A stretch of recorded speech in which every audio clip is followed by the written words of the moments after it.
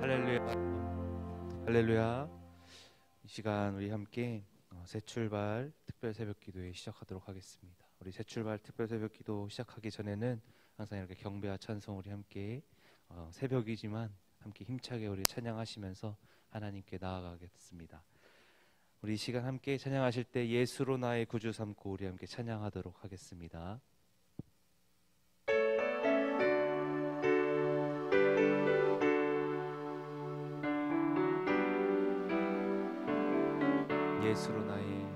예수로 나의 구주 삼고 성령과 피로써 거듭나니 이 세상에서 내 영혼이 하늘의 영광 누리도다.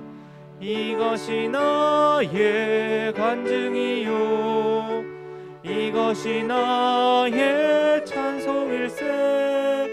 나 사는 동안 끊임없이 구주를 찬송하리로다. 온전히 주께 맡긴 내 영 사랑의 음성을 듣는 중에 천사들 왕래하는 것과 하늘의 영광 보리로다. 이것이 나의 간증이요 이것이 나의 찬송일세. 나 사는 동안 끊임없이 구주를 찬송하리로다. 주 안에 기쁨 누림으로 마음의 풍랑이 잔잔하니 세상과 나는 간 곳 없고 구속한 주만 보이도다. 이것이 나의 간증이요 이것이 나의 찬송일세. 나 사는 동안 끊임없이 구주를 찬송. 우리 3절 한 번 더 찬양하겠습니다. 주 안에 기쁨 누림으로 마음의 풍랑이 잔잔하니 세상과 나는 간 곳 없고 구속한 주만 보이도다. 이것이 나의 간증이요 이것이 나의 찬송일세. 나 사는 동안 끊임없이 구주를 찬송하. 이것이 나의 간증이요 이것이 나의 찬송일세. 나 사는 동안 끊임없이 구주를 찬송하리로다.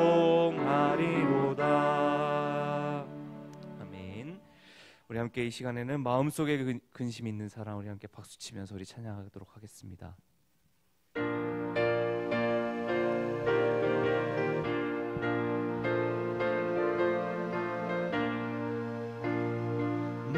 마음속에 근심 있는 사람 주 예수 앞에 달래어라. 슬픈 마음 있을 때에라도 주 예수께 아뢰라. 주 예수 앞에 달래어라. 주 우리의 친구니 무엇이나 근심하지 말고 주 예수께 아뢰라. 눈물 나며 기쁜 한숨 쉴 때 주 예수 앞에 달래어라. 은밀한 죄 내게 있더라도 주 예수께 아뢰라. 주 예수 앞에 달래어라. 주 우리의 친구니 무엇이나 근심하지 말고 주 예수께 아뢰라. 괴로 주 예수 앞에 다 아뢰어라.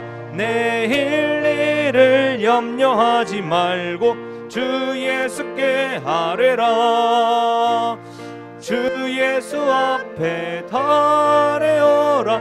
주 우리의 친구니 무엇이나 근심하지 말고 주 예수께 아뢰라.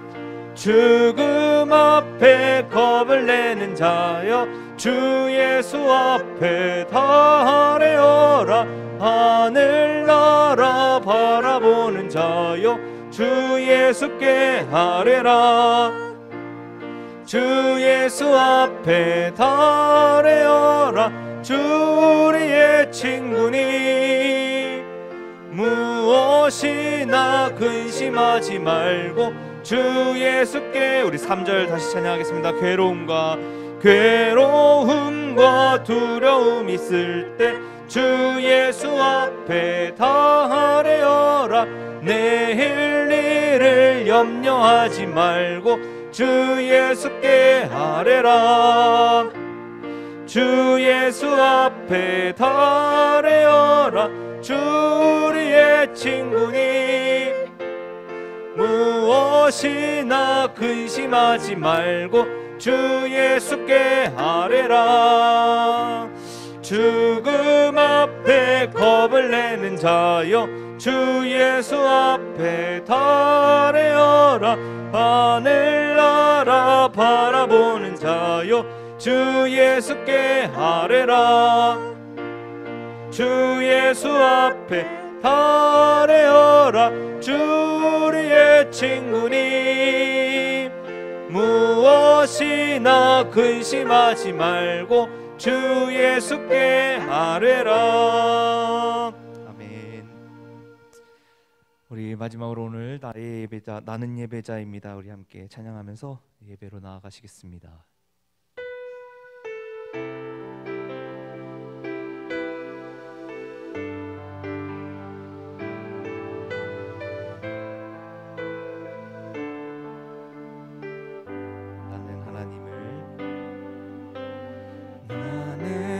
하나님을 예배하는 예배자입니다.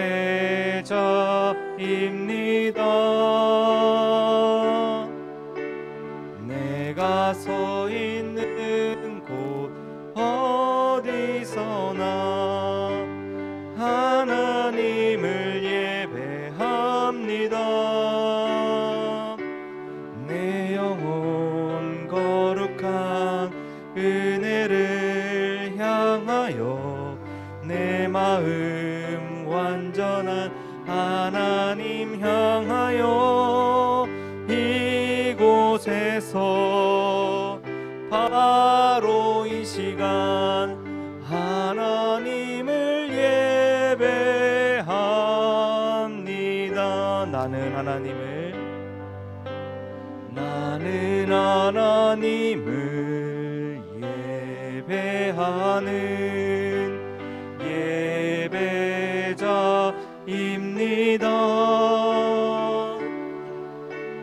내가 서 있는 곳 어디서나 하나님을 예배합니다.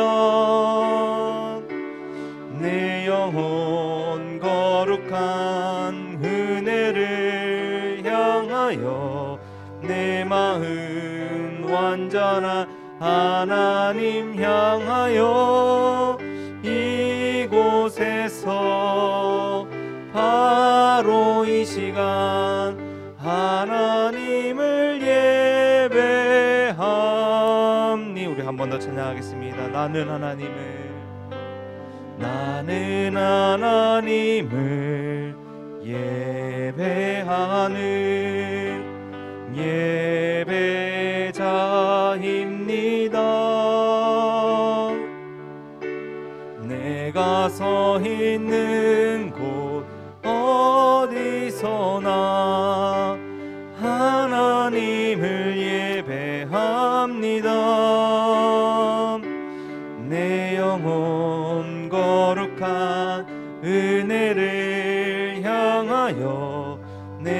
마음 완전한 하나님 향하여 이곳에서 바로 이 시간 하나님을 예배합니다.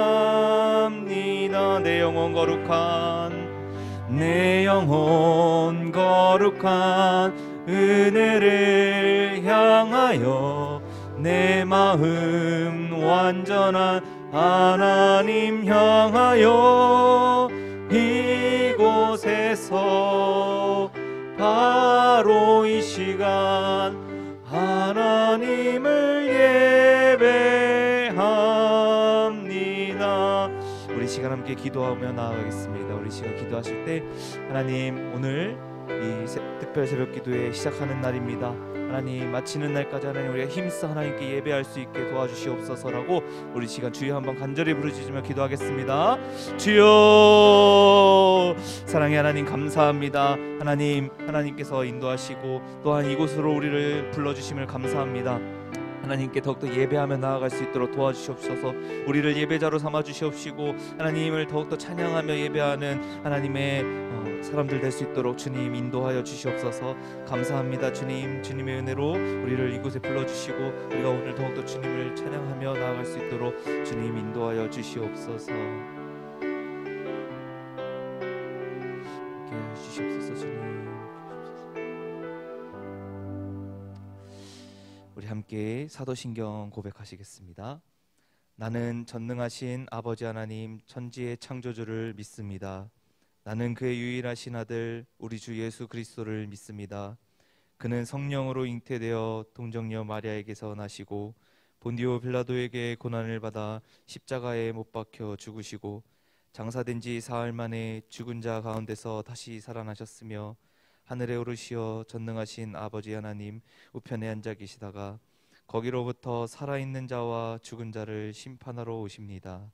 나는 성령을 믿으며 거룩한 공교회와 성도의 교제와 죄를 용서받는 것과 몸의 부활과 영생을 믿습니다. 아멘. 우리 이 시간 황용익 장로님 나와주셔서 기도해 주시겠습니다.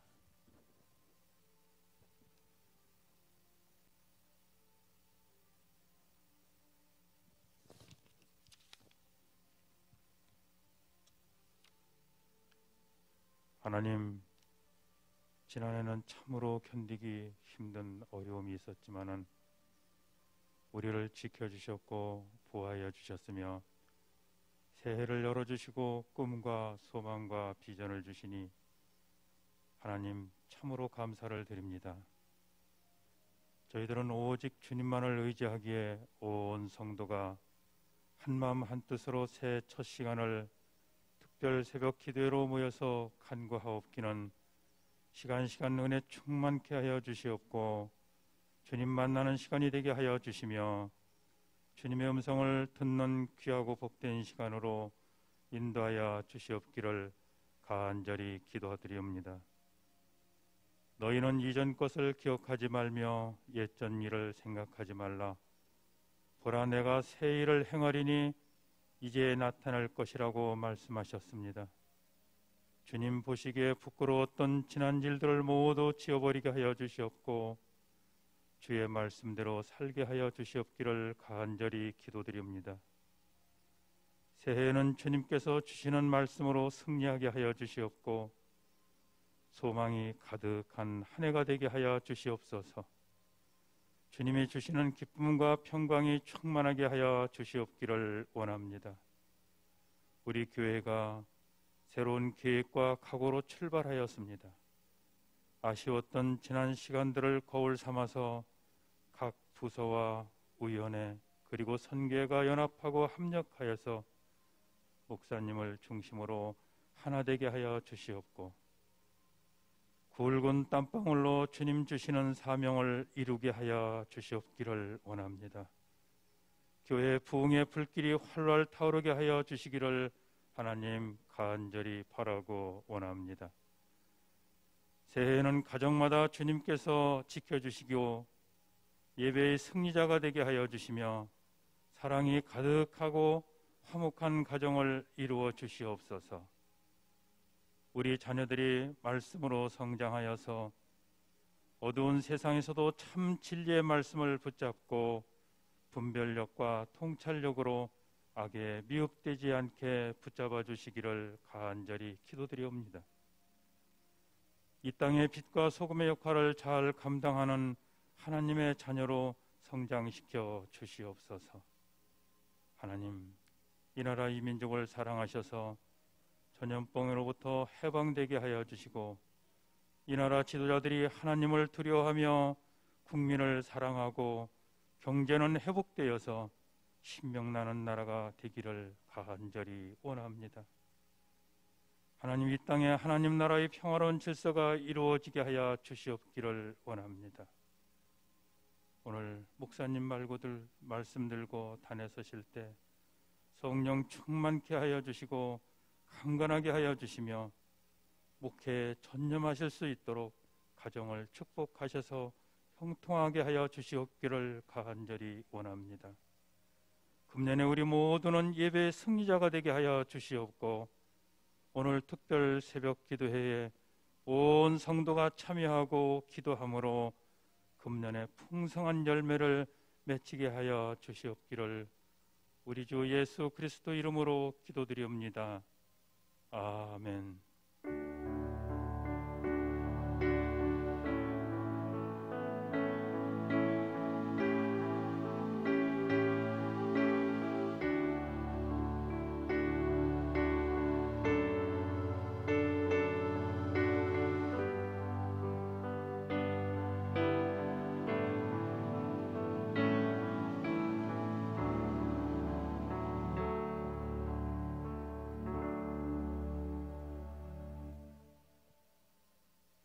하나님의 말씀은 요한복음 4장 23절 24절 먼저 봉독하겠습니다.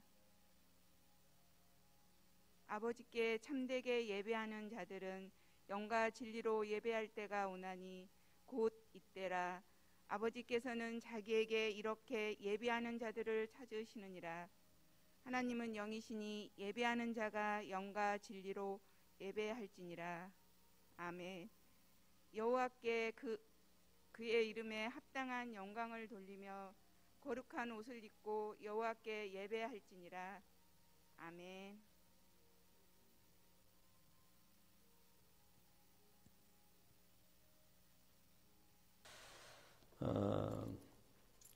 오늘 우리가 특세로 모였습니다. 여러분 가정에서도 예배 드리실 텐데 오늘 우리가 드리는 이 예배는 새해 첫 번째 우리가 드리는 예배입니다. 이 마이크가 나가서 얘기할 수는 없는데 너무 많이 나오셨네요. 하여튼 오늘 우리가 조심해서 하여튼 예배를 잘 드리고 그리고 여러분 특세지만 여러분이 있는 자리에서 예배하는 것이 중요하다는 생각을 갖습니다. 우리가 이런 특세를 새해를 기도로 준비하면서 기도로 시작하고 또 기도로 우리가 올 한 해를 출발하는 그런 의미를 가지고 있습니다. 오늘 여러분과 함께 오늘 새로운 출발에 대한 기대감을 가지고 우리가 이 시간 모였는데 우리가 어떻게 이 특세를 만들어갈 것인가 라고 하는 것은 우리 스스로의 마음가짐에 달려있다 이렇게 생각하고요. 여러분이 각자 있는 처소에서 제대로 된 신앙의 고백들이 여러분 안에 일어났으면 좋겠고 그리고 그것이 여러분의 삶에서 큰 변화와 그리고 결단이 있는 그런 은혜가 있기를 바랍니다. 특별히 이제 새로운 출발이라고 하는 주제를 가지고 우리가 출발을 하는데 이 특세의 이름은 새로운 출발입니다. 왜 새로운 출발이냐? 우리가 새해를 우리가 맞았기 때문에 새해에 관련한 우리의 마음가짐이 올 한 해를 우리가 책임질 수 있기 때문에 그렇습니다. 그래서 여러분 있는 자리에서 우리가 이 일을 감당하는 데 이 예배에 함께 동참해 주시기를 바라고요. 이 시간 실시간 몇 명이 들어와 있습니까?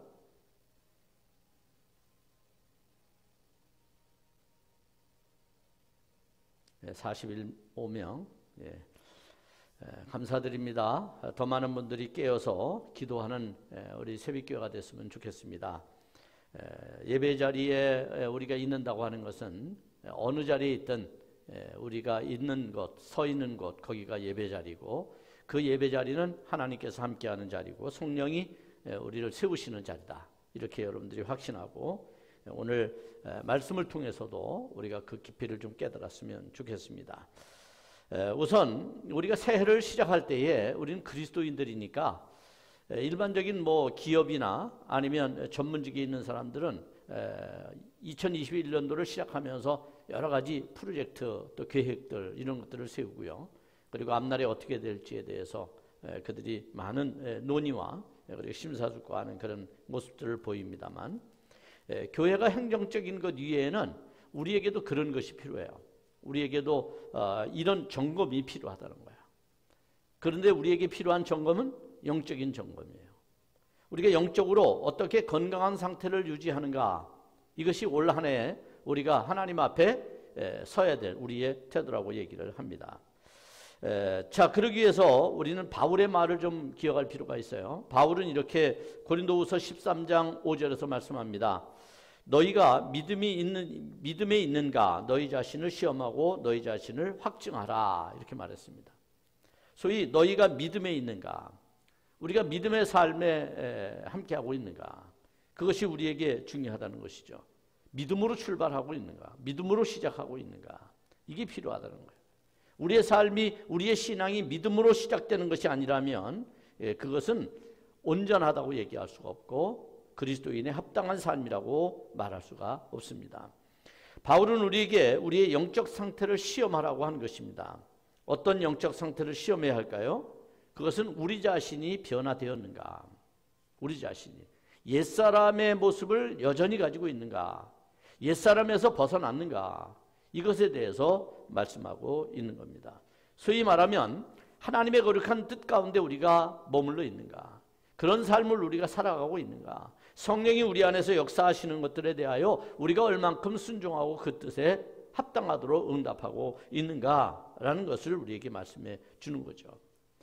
오늘 저는 이 특세를 하면서 주제의 성구가 있습니다. 그 주제의 성구는 소위 여기는 이게 요한복음인데요. 요한복음 2장에 나와 있는 그런 말씀, 2장 1절부터 11절에 나와 있는 말씀인데, 여기에는 돌 항아리에 관한 예수님의 첫 번째 기적이 나옵니다. 자, 첫 번째 기적이 왜 중요합니까? 오늘 새로운 우리의 출발 상황에서 예수님의 첫 번째 사역은 우리에게 그러한 감동을 주고 있다는 것이죠. 예수님께서는 잔치집에 갔습니다. 그리고 포도주가 떨어짐을 아셨죠. 예수님의 어머니의 요청에 의해서 하인들은 예수님의 지시를 받게 됩니다. 예수님은 그 도랑아리에 물을 채우게 되죠. 그리고 예수님 말씀합니다. 이제 퍼 떠서 연회장에 갖다 주라, 이렇게 말하죠. 저기 돌 항아리가 있습니다. 돌 항아리가 몇 개 있습니까? 6개가 있습니다. 돌 항아리 6개가 있습니다. 자, 우리는 이제 앞으로 6시간에 걸쳐서 특세를 하게 될 텐데, 이때마다 한 항아리에 우물을 아구까지 채우는 일을 해야 합니다. 무엇을 채워야 될까요? 우리는 믿음으로 새해를 시작하면서 우리가 다짐해야 될 것이 도대체 무엇인가? 우리 안에서 채워야 될 영적인 물은 어떤 것인가? 이것이 성경이 우리에게 요구하는 것이고, 우리는 거기에 이제 응답해야 될 필요가 있습니다. 이스라엘에는 항상 집마다 집 앞에는 물두멍이라는 게 있었어요.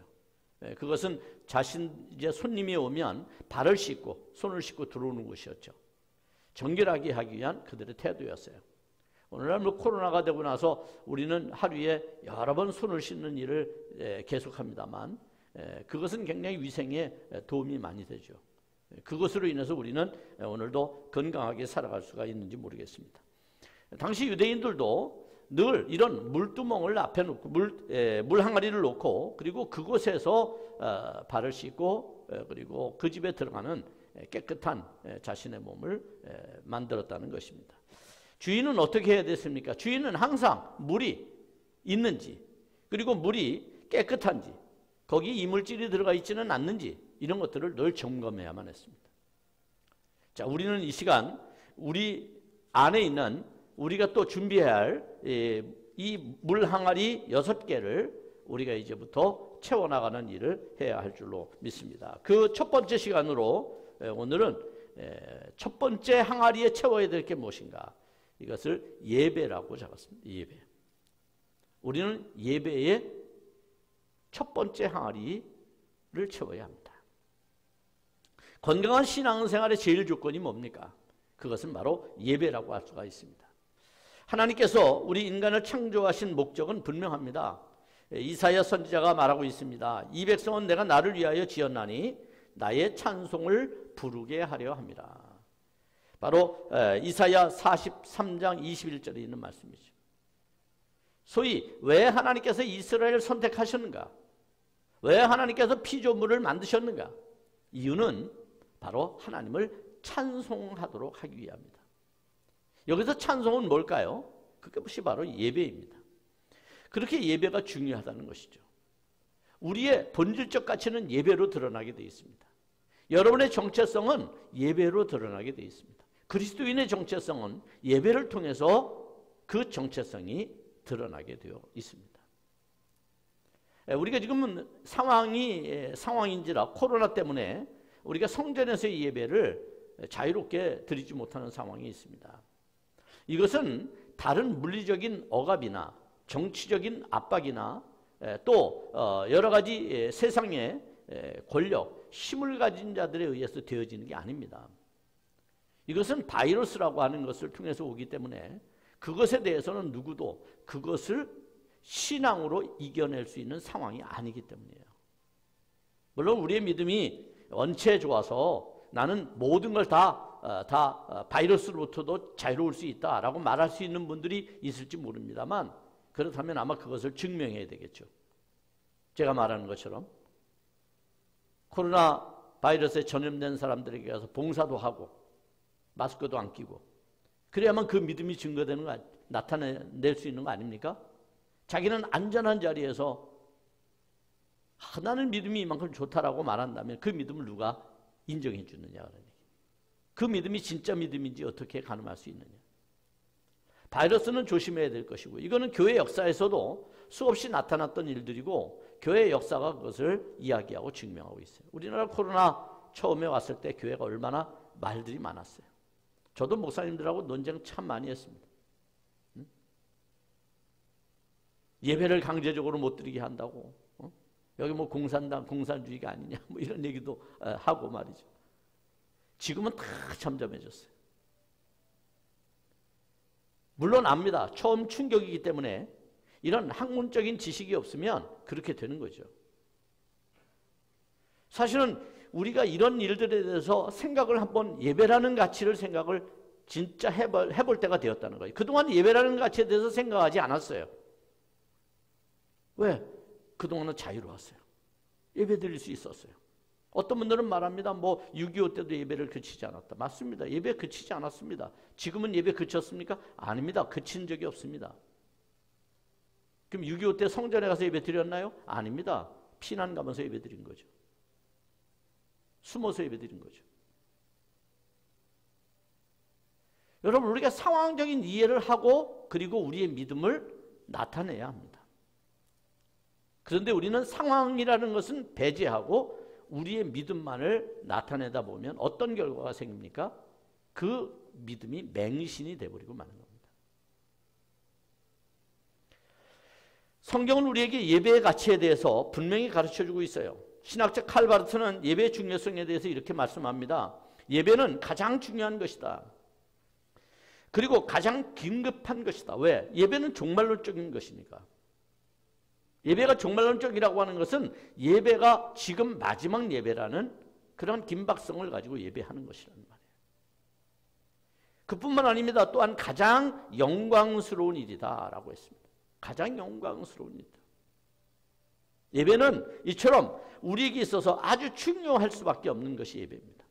그래서 앞에서 제가 말하는 것처럼 내가 예수 믿는다라고 말할 때에 어디 가서 내가 예수 믿는 사람임을 나타내려면 예배 자리에 있어야 합니다. 예배 자리. 그것은 교회에만 있는 것을 말하는 게 아닙니다. 성경이 말하고 있듯이 여러분의 삶의 자리에서 하나님을 예배하는 자로 세워져 있어야 합니다. 그것이 삶의 예배입니다. 생활 예배입니다. 우리는 그동안 교회 안에 와서만 거룩한 척하고 예배했습니다. 밖에 나가면 세상 사람하고 똑같았습니다. 하나님을 조금도 생각하는 일이 없었습니다. 하나님을 생각한다는 것이 결국 자기 믿음, 자기 신앙 생각하는 것입니다. 적어도 하나님의 믿음을 생각한다면 우리의 삶의 태도는 완전히 달라졌을 것입니다. 완전히 달라졌을 것입니다. 자연을 대하는 우리의 태도, 이웃을 대하는 우리의 태도, 우리의 생각, 이 모든 것들이 달라졌을 것입니다. 그런데 우리는 참 예배자의 입장에 있기보다는 형식적인 예배의 자리에 있기를 원했습니다. 그것이 나에게 위안이 되고 위로가 되었습니다. 그렇다면 그것은 나를 위한 예배이지 주님을 위한 예배는 아닐 것입니다. 하나님을 위한 예배라면 하나님의 뜻이 우리 안에 이루어지도록 해야죠. 나의 뜻이, 나의 주장이, 나의 생각이, 나의 지식이 나타나는 그러한 예배라면 그것은 하나님과 아무 관련이 없는 예배일 것입니다. 살아있는 사람은 호흡이 끊어지면 안 되죠. 자, 영적으로 살아있는 성도는 예배가 끊어지면 안 됩니다. 어느 자리에 있든지 예배하는 태도를 가져야 합니다. 요셉 케이보라고 하는 분이 있습니다. 아주 유명한 그러한 분이신데 이분은 체코슬로바키아가 공산 치하에 있을 때 아주 활동을 했던 그런 유명한 사람이었어요. 그는 어릴 때 이런 경험을 가지고 있습니다. 아버지는 공산주의를 가르치는 그러한 교사였어요. 그리고 어머니는 아주 신실한 크리스천이었어요. 매 주일만 되면 어머니와 함께 프라하로 3시간의 기차를 타고 예배를 드리러 갑니다. 가서 2시간 반 동안 예배를 드리죠. 그리고 그 교회 앞에 있는 공원에서 점심을 먹습니다. 점심을 먹고 나서 다시 2시간 반을 예배 드립니다. 그리고 3시간을 다시 기차를 타고 집으로 돌아오는 이런 일을 매주 했다는 거예요. 오늘 그는 이렇게 말합니다. 예배 한 번 드리는 것이 얼마나 중요한지를 자기의 삶에서 깨닫고 이해했던 것입니다. 많은 시간을 쏟고 많은 힘을 기울여서 해야만 되는 것이 예배라는 거예요. 우선 여러분이 예배 자리에 나오려면 여러분이 하던 일을 멈춰야죠. 생산을 멈춰야죠. 활동을 멈춰야죠. 인간에게 있어서 삶을 잠시 멈추게 한다는 것은 매우 큰 의미가 있습니다. 더군다나 영적인 그리스도인에게 있어서 이 삶을 멈춘다고 하는 것은 우리에게 깊은 영성을 갖게 하는 그러한 의미들이 우리 속에 있습니다. 노동을 멈춘다라고 하는 것은 나의 삶의 욕구를 잠시 내려놓는다는 것입니다. 내가 해야만 하고 그리고 그것을 해야만 나에 대한 의무와 책임을 다할 수 있는 삶을 내려놓는다고 하는 겁니다. 그뿐만 아니죠. 시간을 멈춰야 합니다. 더 나아가서는 우리가 그 일을 위해서 애쓰고 힘을 써야 됩니다. 그러니까 예배의 자리에 우리가 있다고 하는 것은 그런 의미들을 갖는 것입니다. 그런 의미에 있어서 우리가 하나님 앞에 엄청난 대가를 지불하고 예배를 드리는 것이다. 이 시간 여러분이 이 새벽의 자리에 가정에서 드리든 어디서 드리든 여러분이 예배하는 것을 막은 사람은 아무도 없습니다. 우리가 어디에 있든지 우리의 양심으로 예배할 수 있으니까. 문제는 우리가 어떤 상황적 이해를 가지고 있는가가 중요하다고 말할 수가 있겠죠. 제가 좀 솔직하게 지금 이야기를 나누는 겁니다. 일주일에 예배 한 번 드리는 것이 얼마나 소중한지를 우리는 점점 생각하는 시대를 살아가고 있습니다. 점점. 오늘날 시대를 보면 대부분의 20% 내지는 15%의 교인 빼놓고 나머지는 일주일에 딱 한 번만 예배 드립니다. 그러면 그 한 번의 성공이냐 실패냐에 따라서 그 사람의 영적 상태가 달라지는 것이죠. 한 번밖에 드리지 않는 일주일의 예배가 실패로 끝난다면 그 사람의 영혼은 실패하게 되는 겁니다. 우리가 목숨 걸고 예배 드려라라고 하는 것이 예배 자리에 그냥 목숨 걸고 나오라는 얘기가 아니라 우리가 하나님 앞에 예배할 때 종말론적으로 예배해야 된다는 거예요. 이게 마지막 예배다. 그렇게 마음의 결심을 하고 예배를 드려야 그 예배가 진정성이 있게 되는 겁니다. 그러나 내일도 또 할 수 있고 모레도 할 수 있고 다음 주에도 할 수 있고 다음 달에도 내년에도 할 수 있는 거라고 생각을 하면 지금 뭘 하겠어요? 그냥 적당히 하지. 이렇게 생각하게 될 것입니다. 여러분, 예배에 엄청난 대가를 지불하는 우리에 대해서 이렇게 시편은 말합니다. 사람이 내게 말하기를 여호와의 집에 올라가자 할 때에 내가 기뻐하였도다 라고 말씀해요. 여호와의 집에 올라갈 때 내가 기뻤다. 이스라엘 백성들이 바벨론 포로로 잡혀가서 가장 슬펐던 게 뭔지 아십니까? 바로 예배할 수 없는 거였습니다. 그래서 그들은 그발 강가라고 하는 곳에 가죠. 바벨론 강가에 갑니다. 매주일이면 사람들이 안식일이면 모입니다. 그곳에서 예루살렘을 향해서 앉아서 예배를 드리고 통곡을 하고 과거에 예배를 드리는 모습을 회상하고 그렇게 했죠. 그들은 그래서 돌아와서 제일 먼저 한 것이 예배 자리를 회복하는 거였어요. 예배 자리를 회복하는 거였습니다. 오늘 우리가 하나님 앞에 예배를 드린다라고 하는 것 그 자체가 바로 기쁨입니다. 우리가 예배를 드릴 수 있다는 것 자체가 바로 기쁨이죠. 만약에 이 언택트 시대에 과거 예전 같았으면 어떻게 했을까요?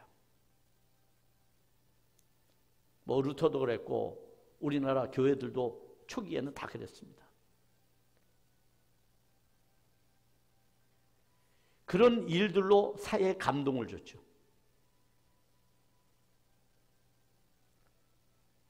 바이러스라고 해서 많은 사람들이 두려워할 때 그리스도인들은 그들을 자기의 집으로 인도하고 자기 집에서 치료해주고 먹을 것을 제공하고 이런 일들을 했어요. 우리가 사회에 감동을 주거나 사람들에게 감동을 주지 않으면 그들을 그리스도에게로 인도하기 어렵습니다.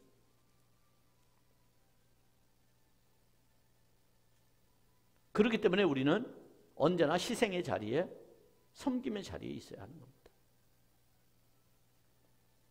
물론 시대가 많이 달라졌습니다. 그래서 누구에게 선을 베풀기도 어려운 시대라는 거 분명히 압니다. 그런 시대잖아요, 지금. 여러분이 무슨 어려운 사람을 도와줘도 그게 여러분에게 화가 될 수 있고 또 오히려 더 큰 곤경에 빠질 수도 있고 더 큰 어려움에 처할 수도 있는 시대이죠. 그럼에도 불구하고 우리는 예배자로서의 삶을 우리의 일상에서 살아가야 합니다. 다만 하나님께서 우리에게 요구하시는 예배가 있다는 것을 우리는 발견할 수 있습니다. 요한복음 4장 오늘 23절 본문에 보면 예배자에 대한 정의가 나옵니다. 그런데 이 예배자에 대한 정의는 어떤 선지자의 질문으로부터 시작된 것이라고도 얘기할 수 있습니다. 그것은 미가 선지자입니다. 미가서 6장 6절에 이렇게 말씀합니다. 내가 무엇을 가지고 여호와 앞에 나가며 높으신 하나님께 경배할까? 자, 당시 여러 가지 물론 뭐 정치적이고 역사적 배경이 있습니다만 이스라엘은 사마리아와 그리고 유대가 갈라져 있었어요. 그리고 서로 적대시하는 상황이었어요. 사마리아에서는 자신들이 역사적으로 생각하는 그러한 장소, 산에서 예배드렸고요. 그리고 유대인들은 예루살렘에서 예배드렸습니다. 이 수가성 여인은 예수님을 만나고 난 다음 그의 가장 궁금증은 바로 그거였어요. 범상치 않은 이 선생에게 이 수가성 여인의 질문은 과연 이 산에서 해야 됩니까? 아니면 예루살렘에서 해야 됩니까? 우리 조상 때부터 그렇게 섬겨왔는데. 자, 예배라고 하는 것이 역사성을 가지고 있는 건 사실이죠. 조상 때부터 해오던 거예요. 그러니까 우리도 한다. 이런 질문을 수가성 여인이 예수님께 하는 것입니다. 자, 그거에 대한 미가 선지자는 이런 고민에 빠집니다. 내가 무엇을 가지고 여호와 앞에 나가며 높으신 하나님께 경배할까? 무엇을 가지고 여호와 앞에 나갈까? 당시 이스라엘은 형식적인 예배가 아주 가장 활발했던 시기입니다. 미가 선지자. 형식적인 예배라고 그러면 소위 거짓된 예배였던 것이죠. 양심을 돌이키지 않는 것, 삶의 태도를 바꾸지 않는 것, 가치관을 변화시키지 않는 것, 그리고 하나님 앞에 나와 있는 것. 성경은 이것을 거짓된 예배라고 말합니다. 그래서 어떻게 하면 하나님께 진정한 예배를 드릴 수 있을까라고 고민했던 이 미가 선지자, 그리고 이 수가성 여인, 그들에 대하여 예수님의 대답은 매우 간단했습니다. 이 산에서도 말고 예루살렘에서도 말고 너희들이 신령과 진정으로 예배할 때가 올 것이다. 신령과 진정으로 예배할 때가 올 것이다. 자, 장소적 개념이 유대주의적인 사고방식이었다면 예수님은 이 장소적 개념을 마음의 개념으로 바꿉니다. 우리의 태도의 개념으로 바꿉니다. 그러니까 예배가 본질적으로 어디 있는 거냐? 우리의 마음이 먼저 예배 자리에 있어야 된다는 거예요.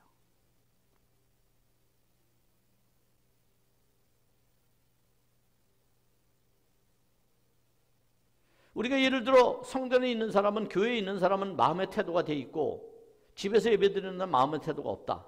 예전에 이렇게 생각했어요. 우리는 예전에 서양에서 영상을 통해서 예배드리고 침대에 누워서 말이죠. 서양 사람들은 침대에서 밥도 먹으니까요. 도무지 우리의 사고방식과 차이가 있기 때문에 우리가 많은 비난을 했어요. 저도 신학교 다닐 때 그런 비난을 많이 했어요. 근데 어느덧 시대가 20, 30년 지나다 보니 우리도 그런 시대가 돼버리고 말았어요.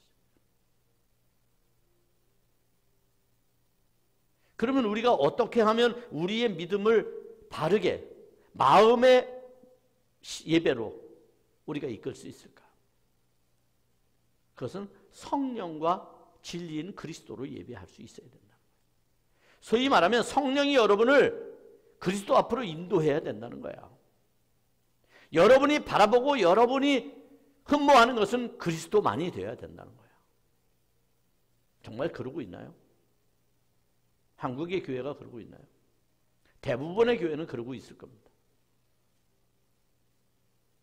그러나 몇몇 대형 교회는 제가 볼 때는 하나님보다, 물론 대형이라고 다 그런 건 아니겠죠. 또 소형 중에서도 목사를 보기 위해서 인기 있는 목사 찾아서 시스템이 잘 돼 있는 장소를 찾아서 그렇게 예배를 드리고 흠모하려고 하는 사람들이 넘쳐나는 시대라는 거예요. 좀 더 깊이 사람을 이해하고 좀 더 상황적인 깊은 이해를 가지고 접근해 가면 이 예배가 얼마나 우리에게 그동안 하나님 앞에서 부끄러운 모습으로 예배드리게 했는가. 진실함으로 하나님 앞에 다가가지 않는 그러한 예배를 하나님이 어찌 받으시겠어요? 미가 선지자 시대에 외형적으로는 화려하고 거창한 제사를 드렸지만 그들의 양심은 썩었어요. 그들의 마음은 거짓됐어요. 미가 선지자는 이것을 개탄하면서 이게 무슨 하나님 앞에 예배냐, 이렇게 말했던 겁니다. 살찐 소를 드린들 하나님이 기뻐하시겠습니까? 그러지 않겠죠.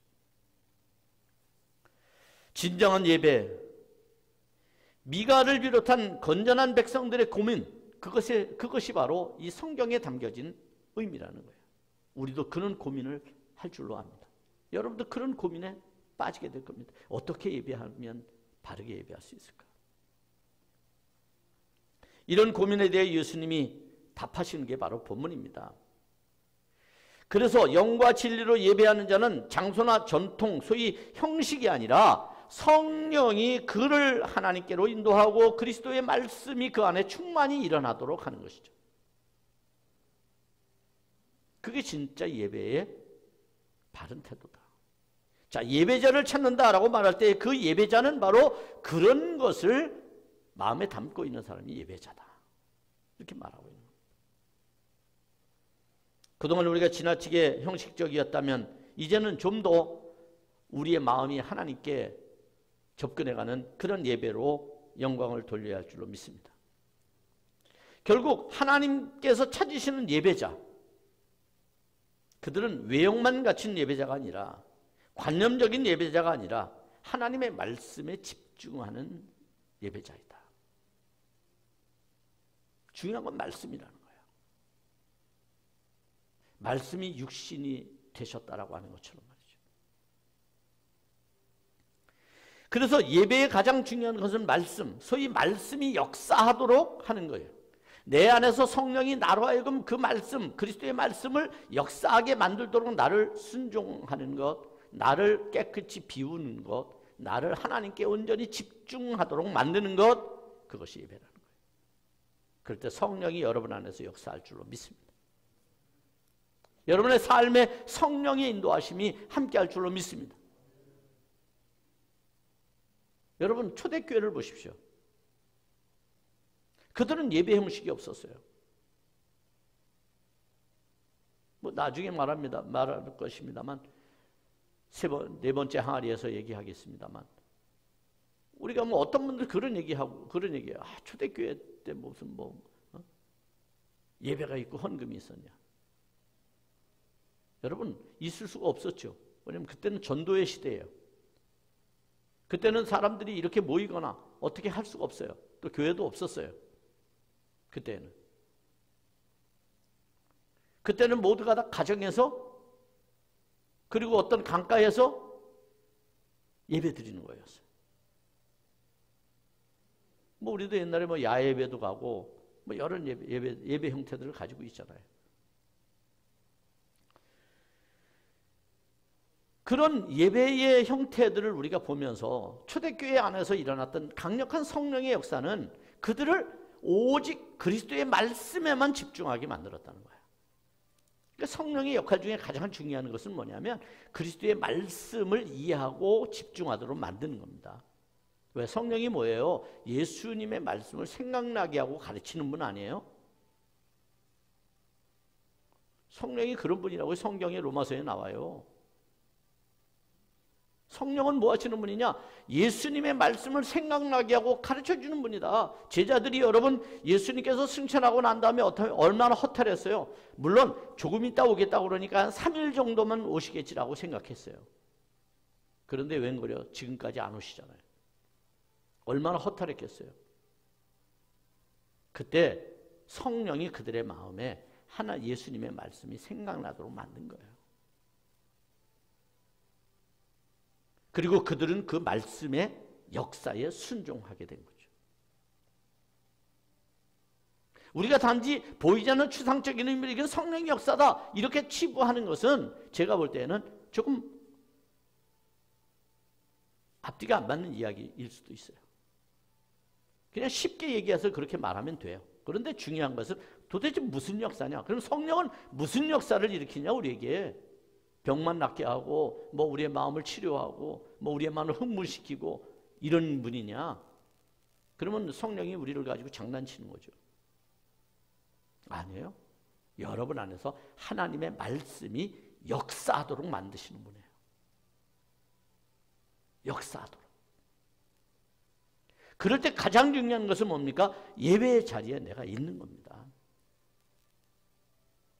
예배 자리에 있을 때 하나님의 말씀을 들을 수 있기 때문이죠.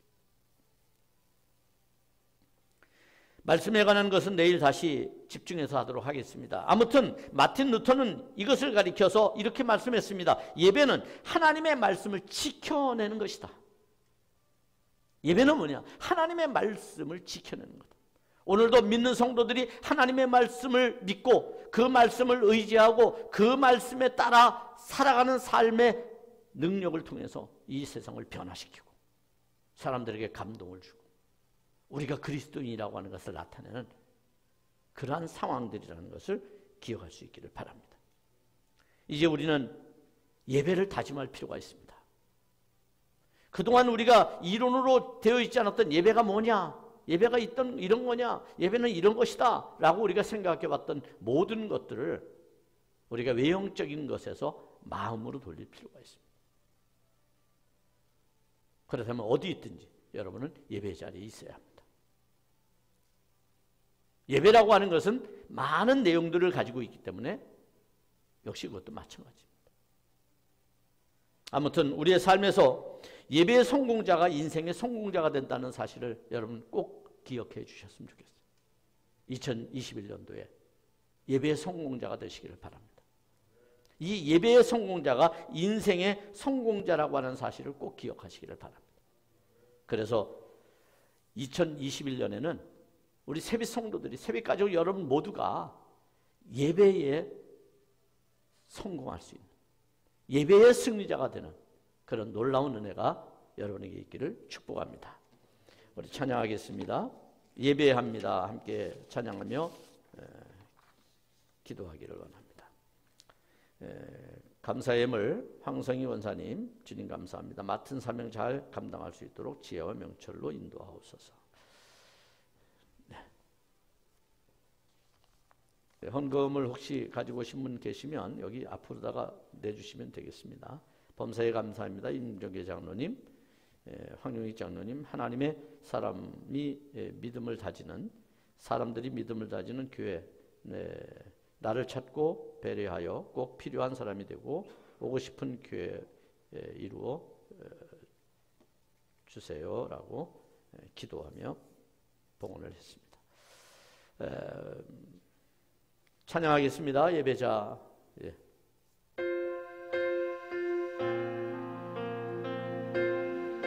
여러분 예배합니다 라는 찬양입니다. 완전하신 나의 주, 의의 길로 날 인도하소서.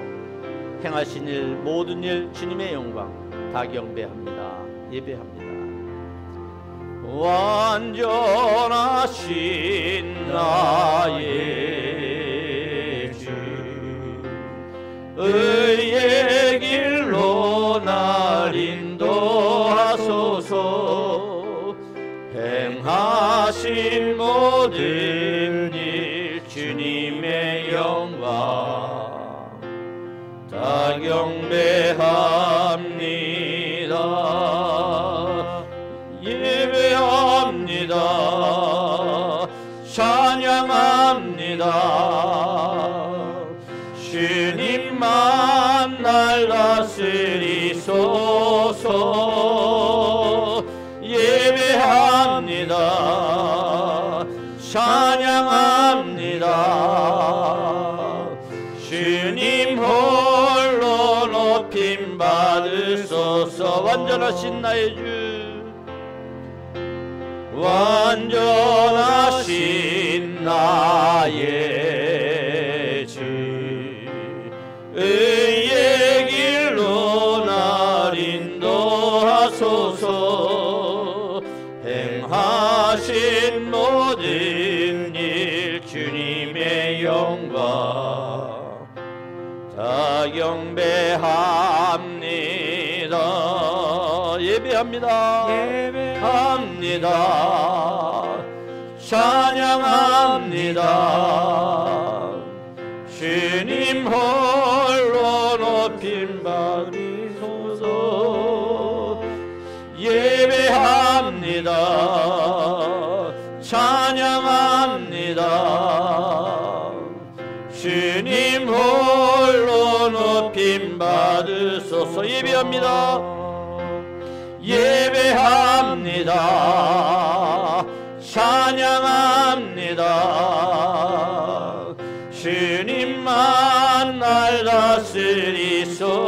주옵소서. 예배합니다. 찬양합니다. 주님 홀로 높임 받으소서.